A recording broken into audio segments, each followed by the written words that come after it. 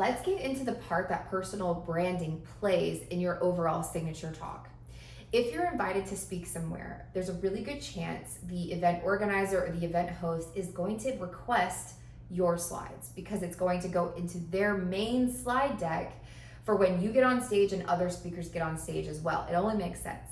Now, a lot of the times you're gonna have a clicker or something in your hands to get to the next slide, but I wanna bring something to your awareness before we get into the lesson.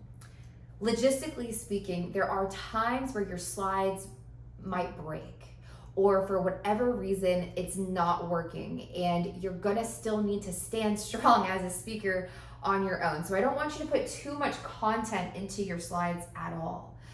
I'll give you an example. I was a speaker coach and a guest at a few TED Talk events. And everyone's like, oh my gosh, TED has an incredible brand. I mean, they're all over the world, right? The only issue is these are everyday event organizers like you and I who they want to pull together a TEDx event. And on one of the events, one of the speakers went to go up, and as soon as she thought her slides were getting launched and she was going to start speaking, it was somebody else's presentation. Or another speaker was trying to get to the next slide and it wasn't working. So every now and then you may run into some technical or logistical issues with your slides. So just keep in mind, these are only a prop. It's just a prop. You are the embodiment of your message. Don't stray far from that, okay?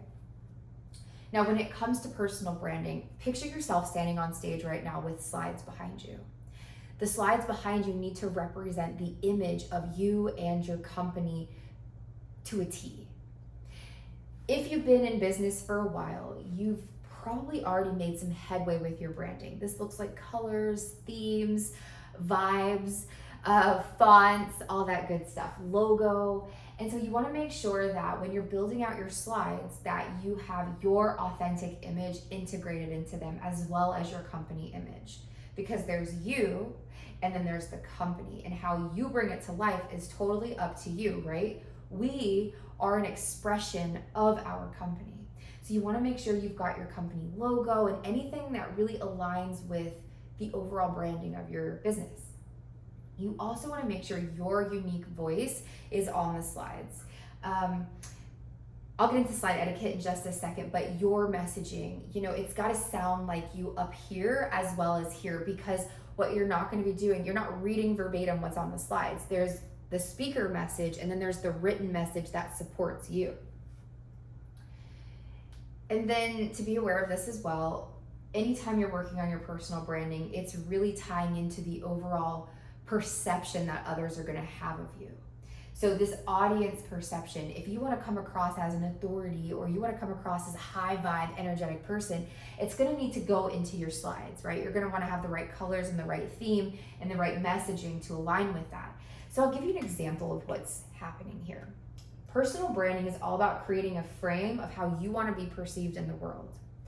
And so, like I just mentioned, maybe you want to be perceived as an authority. Or maybe you want to be perceived as high vibe, high energy kind of person. What are some other ones? Maybe you want to appear to be, we'll just stick to this side, super fun.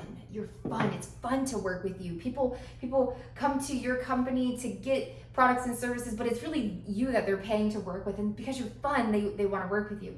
Or maybe you're on this side and you're like, no, I want to be taken seriously. I have a more, maybe it's just a deeper, more direct message. So maybe it's just like you want to be a specialist. What's another one? I mean, there's so many, we can go so many places with this part. Like, what's the frame? Let me just get to this point. What's the frame that you want others to perceive you through? Do you want to be rich? Do you want to be seen as rich or affluent? You're going to need to make sure it's supported in the image that you are portraying. Now for slide etiquette, this is really important, and you will see again at the bottom of this video a link to a DIY slide deck, which really just provides you with the overall structure of the slides that support your signature talk.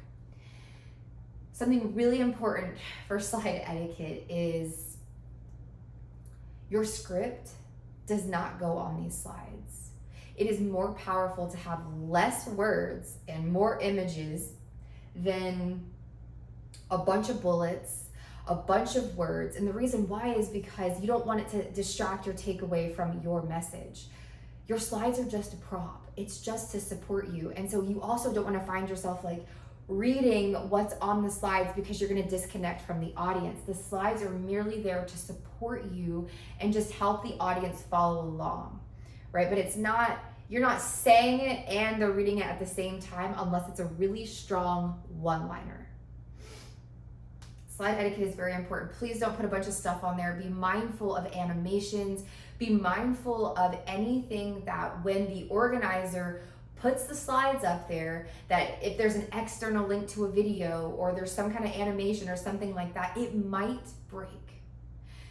Keep them simple. It's the same thing as, I don't like to say keep it simple, stupid, but keep it stupid, simple. Less is more. I had a coach tell me one time, simple scales, fancy fails. Keep that in mind as you're building out your branded slides.